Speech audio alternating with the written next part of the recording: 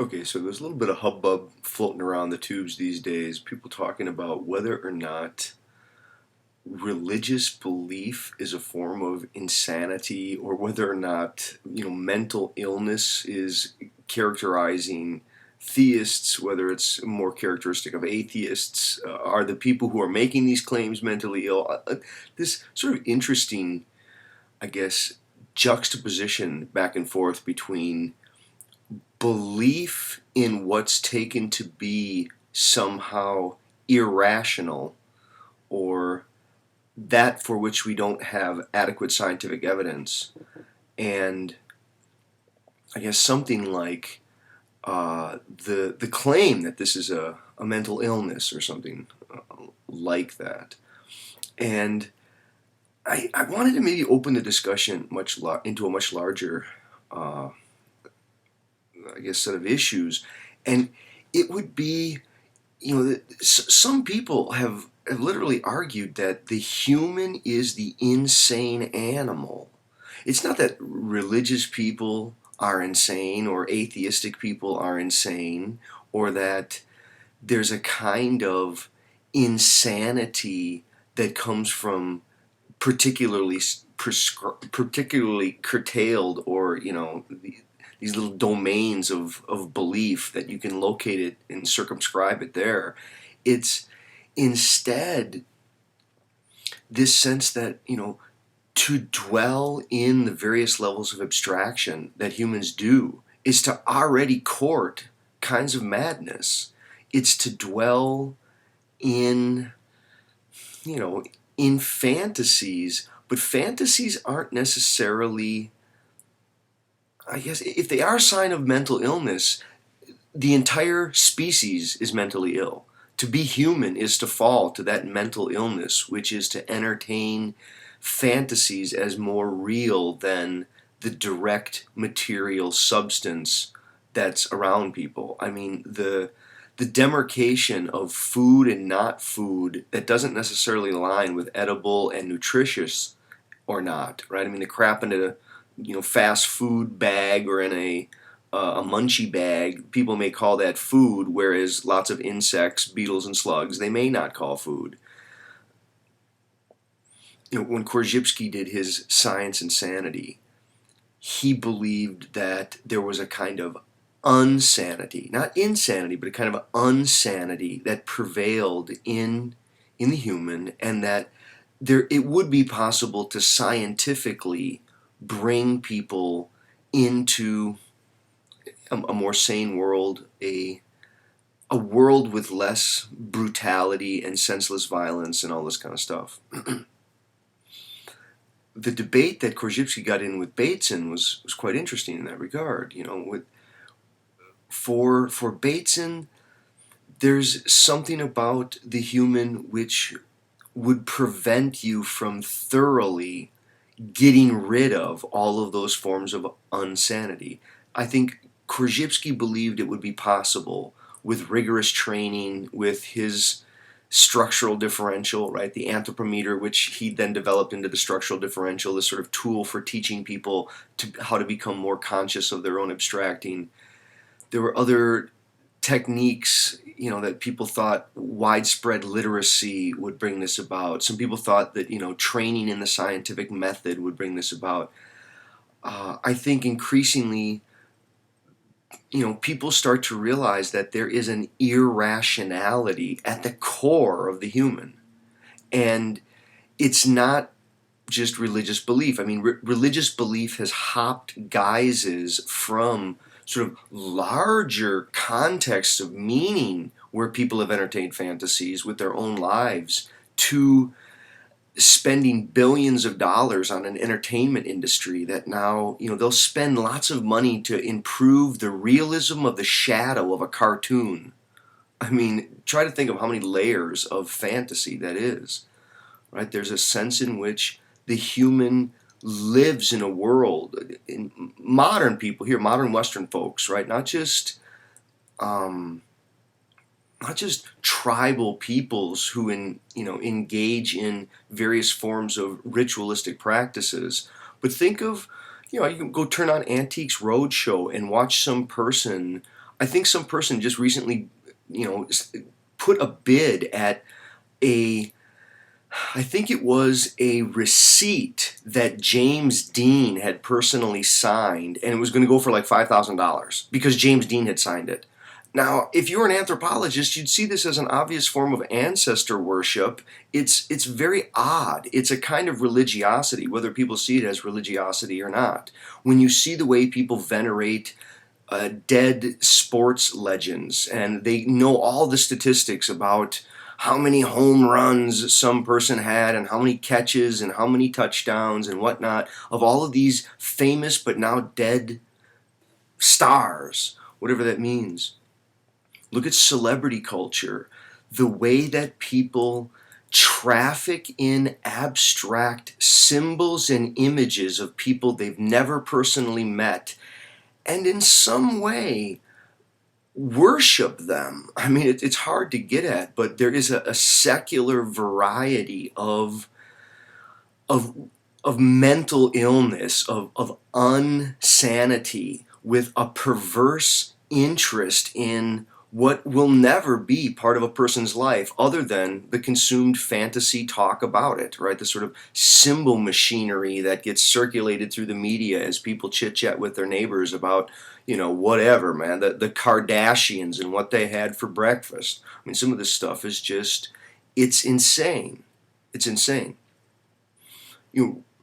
Religion has been largely displaced, not for everyone, but I think for a lot of people, as people live more and more in humanly made environments, it's harder and harder to entertain a relation with the cosmos. It becomes, I think, a kind of narcissistic relation, and maybe not individually narcissistic, but narcissistic in a sense of kind of anthropocentrism. People just think of the world in terms of the humanly made world, and they're even the farthest reaches of the galaxies that have been opened by science, they're still known in very anthropocentric ways. They're known through human cognitive systems, human measuring systems, just human epistemologies, the way that we would understand ourselves in relation to those things.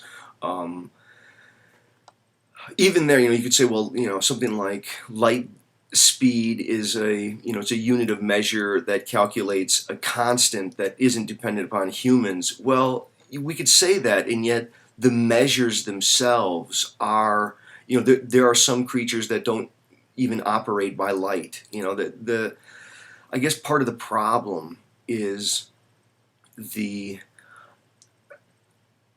do I say it, that human consciousness is so rangy, so wide, so varied, that it takes forms of attachment to the real but immaterial, and people will end up calling this either religious or insane or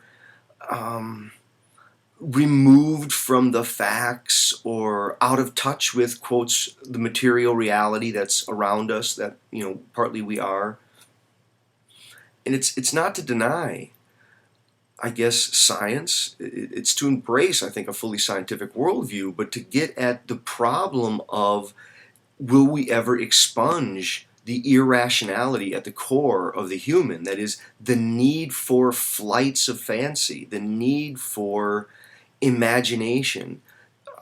As soon as you have an organism that partly dwells in history and doesn't really know what to do with itself when just placed in a Euclidean space of here and now. I mean, I have a forward in my body, and the forwardness of what's ahead of me and can be seen in a distance, it becomes the very fabric of some notion of the future. And without knowing what I'm going to do today, what I'm going to do tomorrow or the next week, or having some plan of what I'm going to do with, quotes, my life, it's almost like one wouldn't even know that one is over here and the world's over there. I mean, the whole structure of our world comes out of a fantasy, some kind of narrative by which people imagine that they've come from somewhere that isn't right here, right now, and they're going towards somewhere else, which isn't here right now. And to the extent that most of the things that we think about with regard to the larger past have been funded by nothing but symbols, there is an imaginary we're just creatures of belief. We just take it on faith of what others said and what the history books tell us and on what we can reconstruct from existing evidence. It's not that not that all of this is irrational, but you want to see it that there isn't some thing in the world marking rational from irrational. I mean, it's, boy, some of this stuff is so difficult to try to address. Look at money itself. I think there are people who worship money. They've made a cult of money in their life, as if money is immortality power, as if it's happiness itself, as if it's peace of mind. And it may represent some of those things for some people, but ultimately that's a kind of superstitious belief. I mean, you might as well think that by rubbing up to next to someone who's famous, you're gonna catch some of the fame. It's the equivalent of that. When you start to look at the persistence of forms of superstition, and I don't just mean fear of the boogeyman and this kind of stuff. I'm talking about antiques. I'm talking about like would a robot, let's try to spin that issue a totally different way. Would a robot have an interest in history?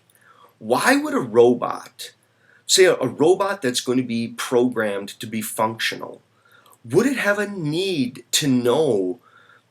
I mean, you could say, well, it needs to know who won the Battle of Waterloo, and it needs to know something about the Civil War, or does it? Would it only be interested in the material world that's here, that can be dealt with, and what would be the use of history, of historical context and historical sensibilities for a machine, as opposed to how that backdrop of narrative plays out in the human?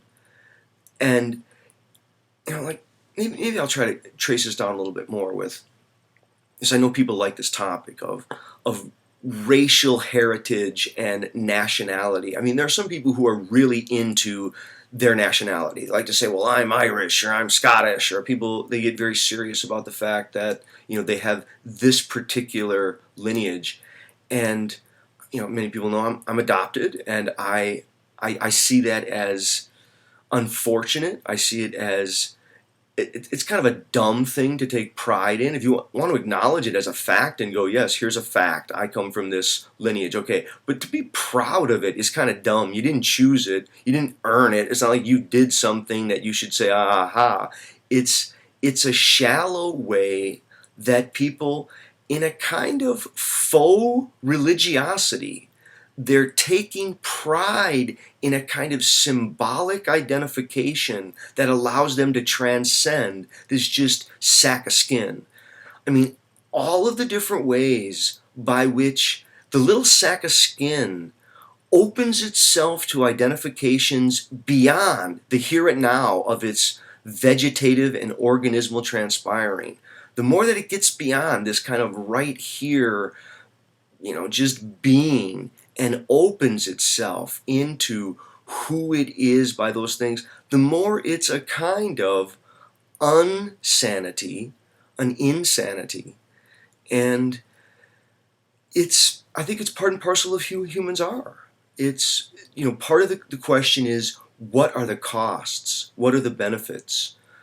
I'm sure in a lot of ways, modern Western science is trying to eradicate superstitious beliefs. It's trying to get to the roots of insanity. It's trying to make the world a saner place. And yet you can only imagine the look of some Native American peoples when they saw Westerners come over here and dig up permanent housing, dig basements, and just orient themselves to the world, as they had been for thousands of years. I think many Native American peoples, suffering from their own forms of insanity, we could say that, looked at Westerners coming over here from Europe and went, these people are really, really crazy. Thanks.